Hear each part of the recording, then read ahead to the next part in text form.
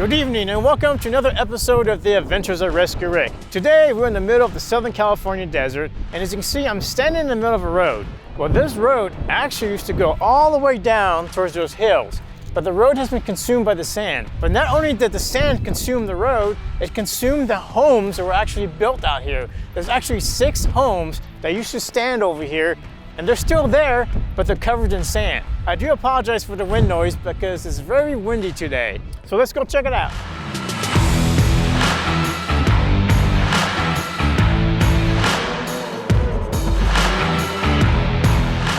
We're coming up in one of the houses right now, but as you can see, the chain link fence where the yard was, you can barely see the chain link fence popping up from the ground.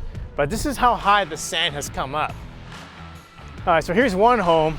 It's somewhat got demolished, but you kind of see the level of sand. You can see we're basically almost eye level with the top of the home. And most of it has caved in. It's not too much to see at this one, but just incredible how the sand has consumed this house.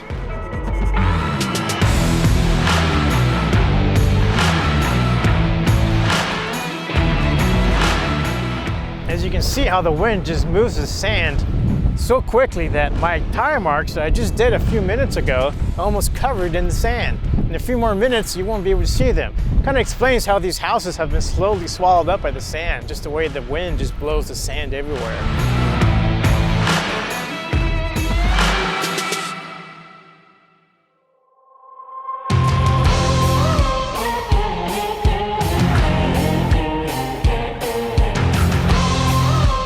All right, so here's another structure, and this one has an interesting story. The gentleman that lived here spent thousands of dollars building this concrete wall just to try to save his house from the sand. But as you can see, unfortunately it did not work, and the sand continued to go over the wall and consume his house. I'm gonna walk down, we're gonna take a look inside. As you can see the sand, how deep it is. You have to get on your hands and knees a little bit to get in here.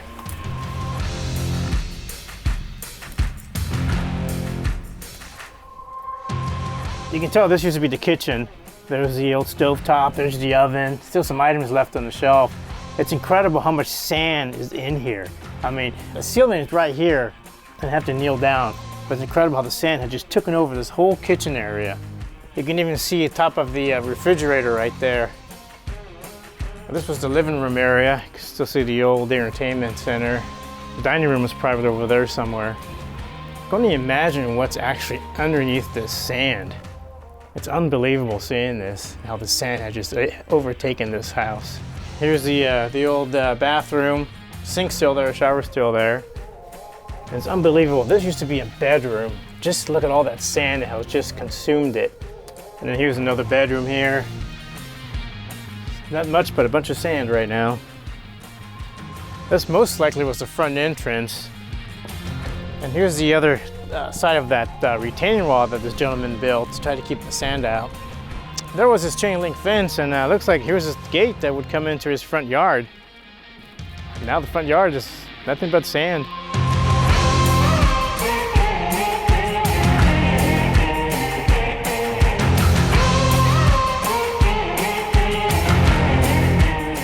All right, here's another structure, and we're actually right to the top of this house.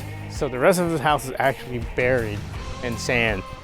But in this particular house, a lady and her mother lived here. Her mother was semi-invalid, and if her mother was to sit for more than 20 minutes, they would have to come and dust her off because of all the sand that would creep in from the windows and the cracks of the house. And if you look closely, I mean, this has collapsed in, but you can tell that this house is just filled with sand from top to bottom. If you look between the rafters, you can tell it's just nothing but sand inside. This appears to be some type of a garage, possibly it belonged to the house there.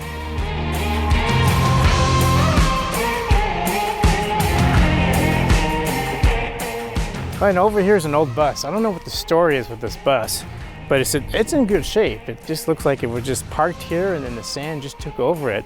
It's real clean, no graffiti on it. The seats are still intact. It's just unbelievable how the sand has just moved on in.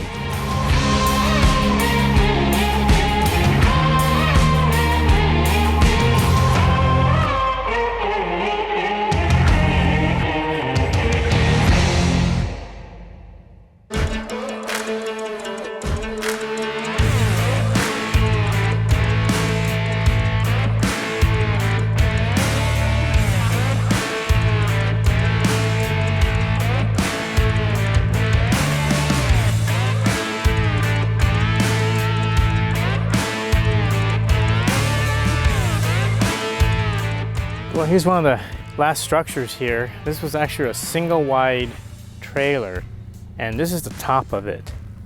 So the whole trailer is actually buried from the sand. Does look like there's no way to get in. And it looks like they had a kind of elaborate setup.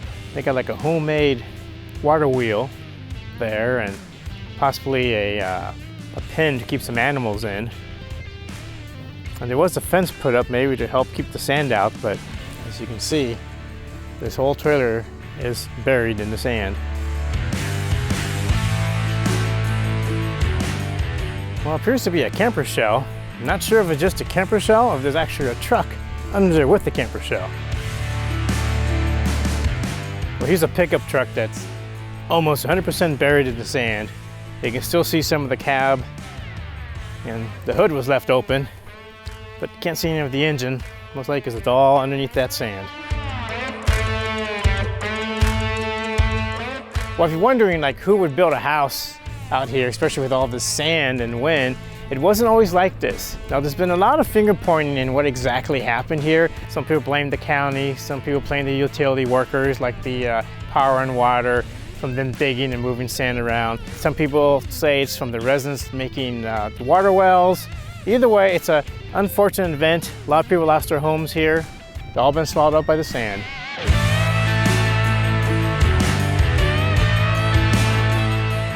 Well, this concludes today's episode of The Adventures of Rescue Rick.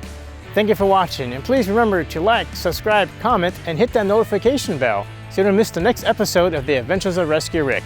See you at the next adventure.